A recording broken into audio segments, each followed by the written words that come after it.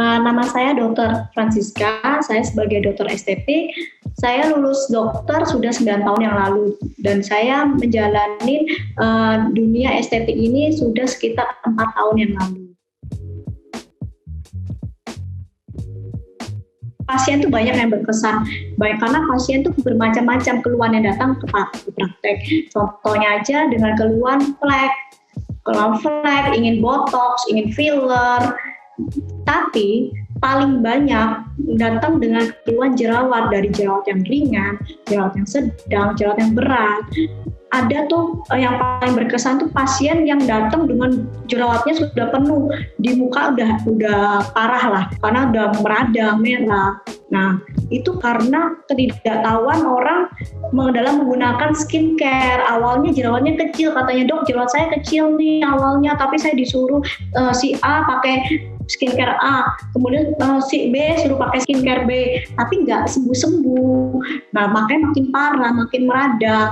Maka untuk ini pengetahuan jerawatnya untuk pasien-pasien itu kurang, belum tahu yang mana skincare yang untuk jerawat, skincare untuk kulit kering, itu sih. Sebabnya berbagai macam ya. Salah satunya adalah hormonal. Itu karena ada peningkatan dari hormon di dalam tubuh seperti hormon androgen, itu menyebabkan kerja dari kelenjar pilosebasea, kelenjar minyak itu meningkat sehingga produksi minyak lebih banyak lagi.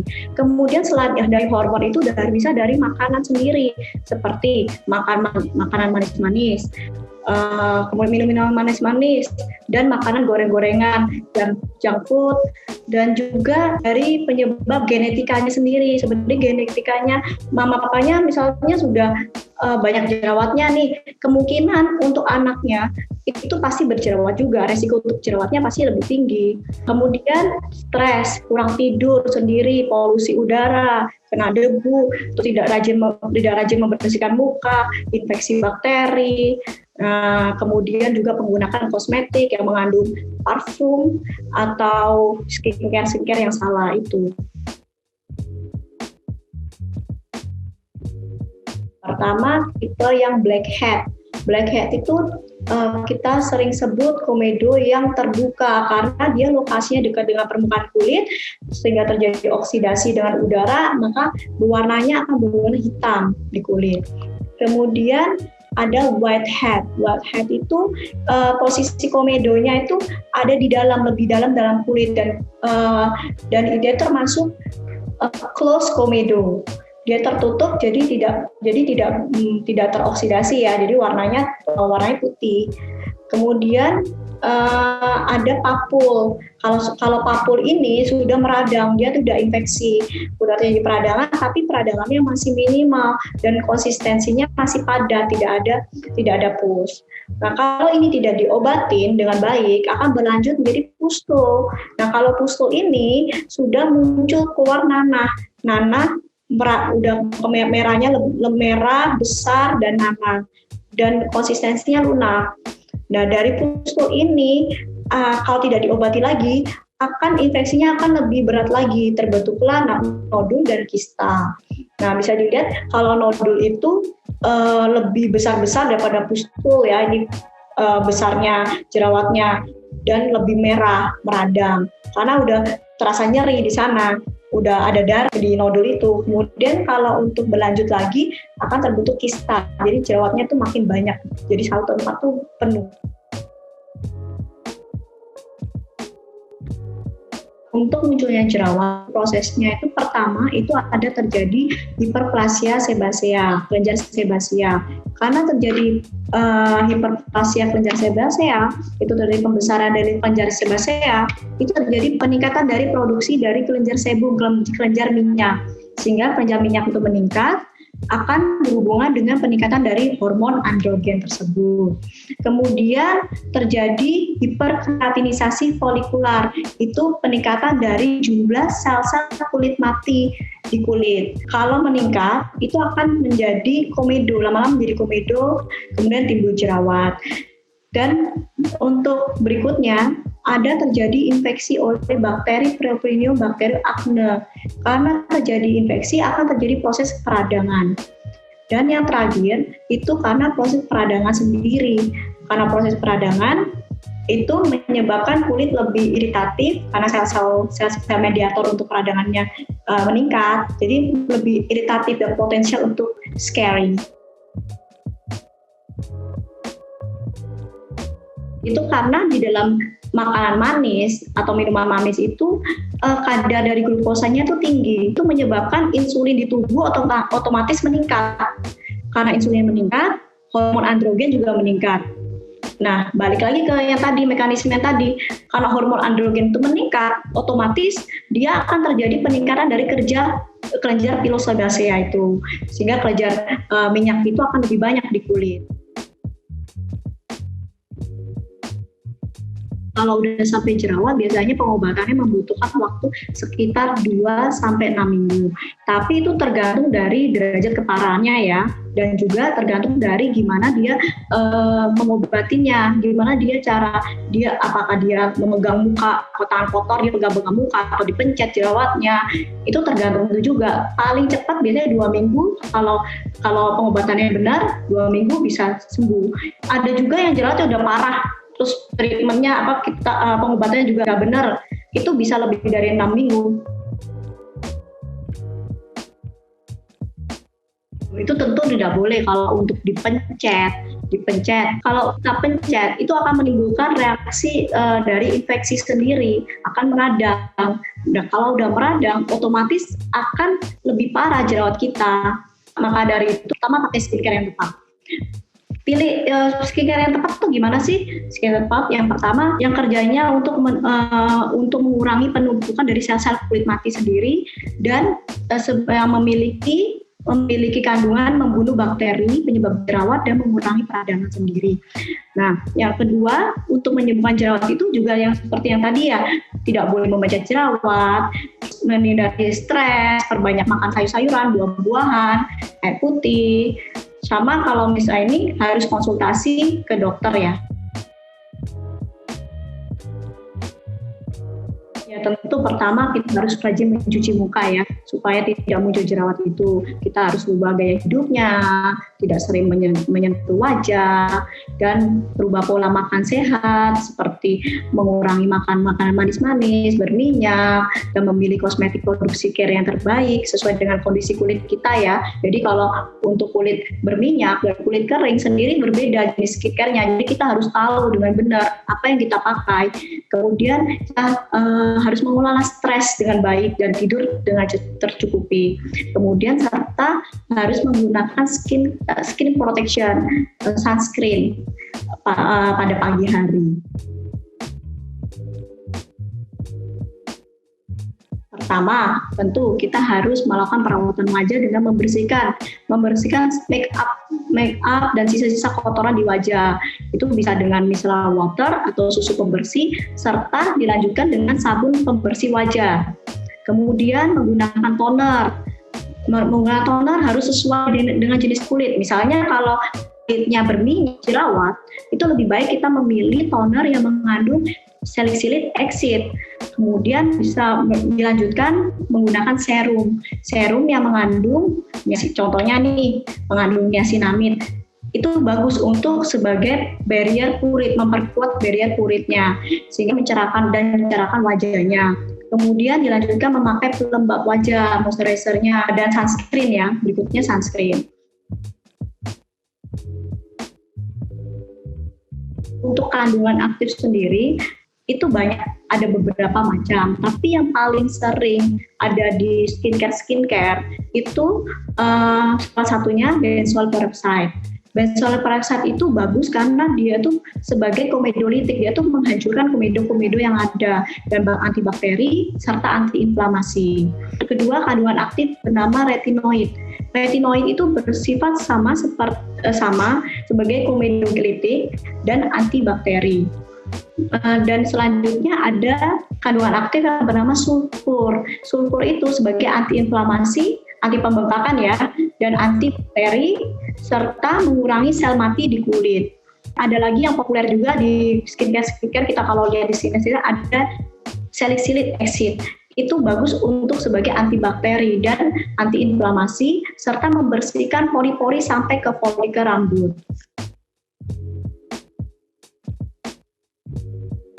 Pertama itu ada bird nest, itu sarang burung walet. Kita tahu sarang burung walet kan bagus untuk tubuh kita ya, apalagi untuk kulit karena dia mengandung epidermal growth factor yang bagus untuk pertumbuhan jaringan-jaringan kulit kita. Kemudian yang kedua ada tree leaf water, itu bisa dilihat di tree itu bentuknya kayak daun-daun kecil gini ya. Sering kita ketemui di pekarangan rumah itu, halaman rumah itu pegagan, daun pegagan. Itu kita sebut Centella asiatica. Ya, ada lagi aloe vera. Ini lidah buaya yang paling gampang kita beli di supermarket. Ada juga ekstrak daun lotus, ekstrak daun jambu, ekstrak daun green tea, dan Korean angelica root.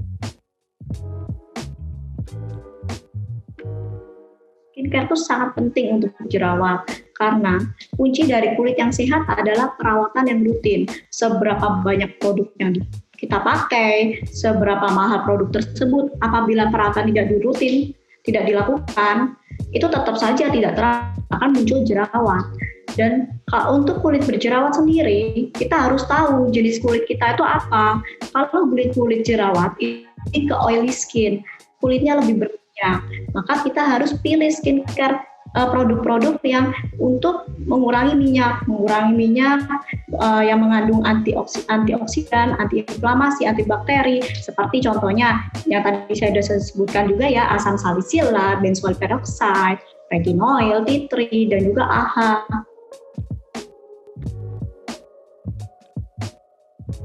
Pertama, itu kita menggunakan micellar water dulu untuk membersihkan kulitnya.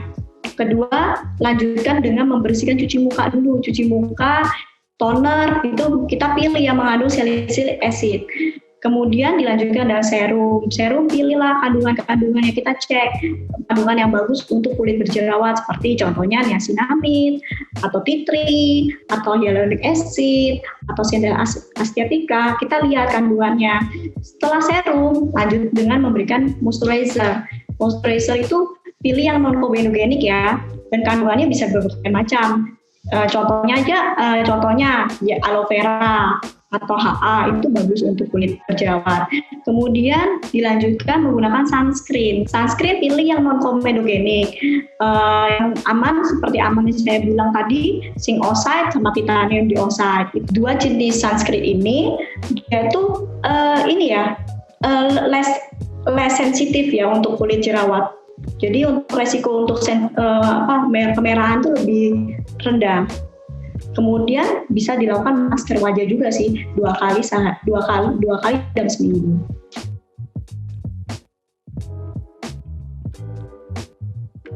Kandungan yang mengandung alkohol, karena sifat alkohol sendiri itu bisa mendehidrasi kulit kita dan iritatif. Nah, juga kandungan yang mengandung parfum ya. Terus kandungan yang mengandung essential oil, cocoa butter, coconut oil itu juga harus dihindari untuk kulit yang berjerawat. Selain itu juga ada kandungan yang mengandung SLS. Jadi kita sering kan lihat kalau di label-label skincare no SLS gitu. Itu mengandung sodium lauryl sulfat karena sifatnya mendehidrasi kulit. Jadi jerawatnya akan lebih parah.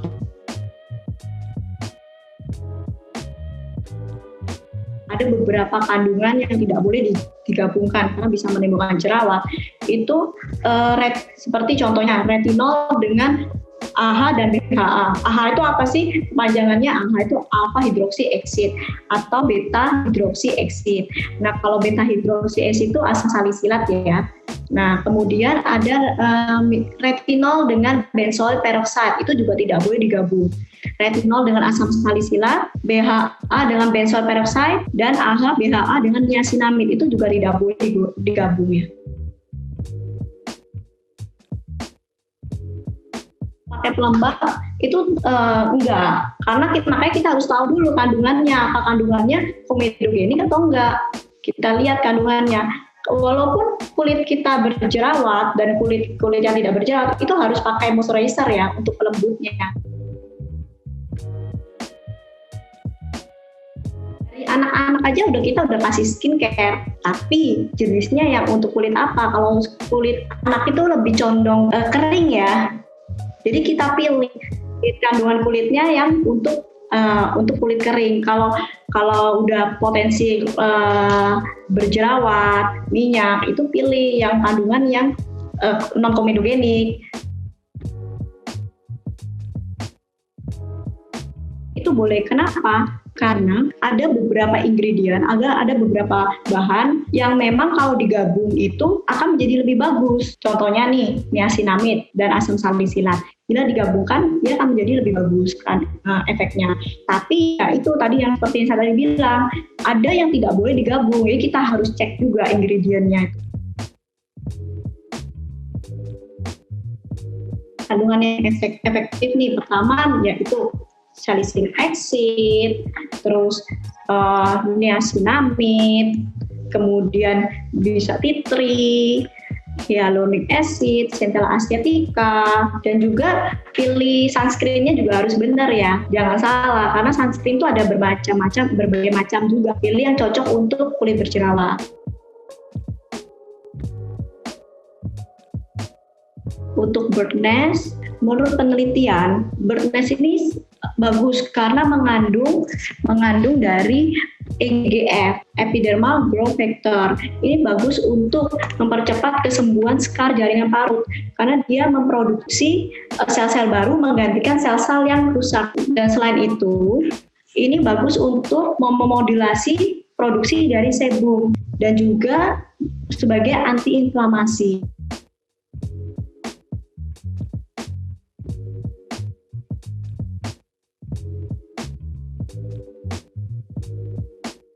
Ini dari facial wash-nya, ini saya lihat ini ada kandungan bird nest-nya, yaitu untuk mengurangi produksi dari minyak kulit, kemudian sebagai antiinflamasi dan menyembuhkan jaringan parut dan meningkatkan produksi dari kolagen. Kemudian ada kandungan salicylic acid-nya.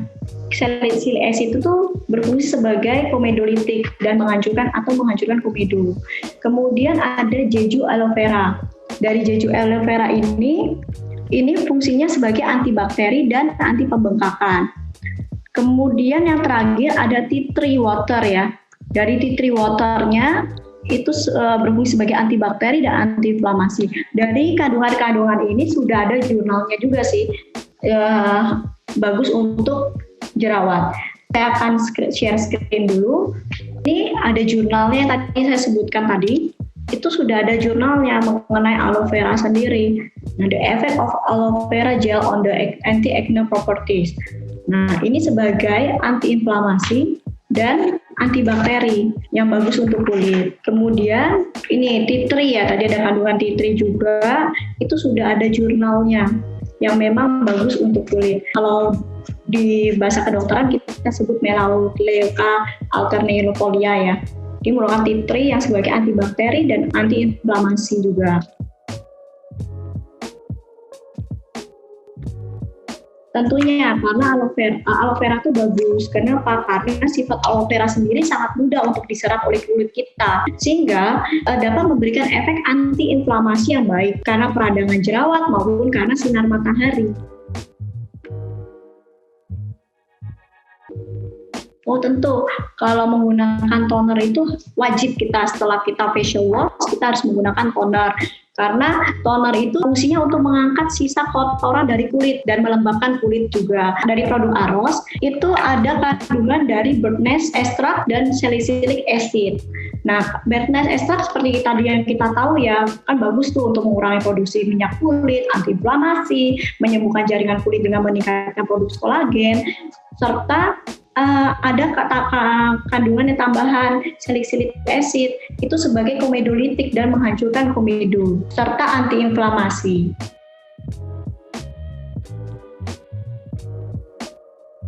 Lebih baik sih kan karena dia tuh bentuknya cair ya, kalau toner kan cair ya, lebih baik pakai kapas, kita tap-tap aja di muka. Untuk serumnya, itu saya lihat kandungannya ada Butnes extract, niacinamide, salicylic acid, tea tree leaf water, sama anantu extract.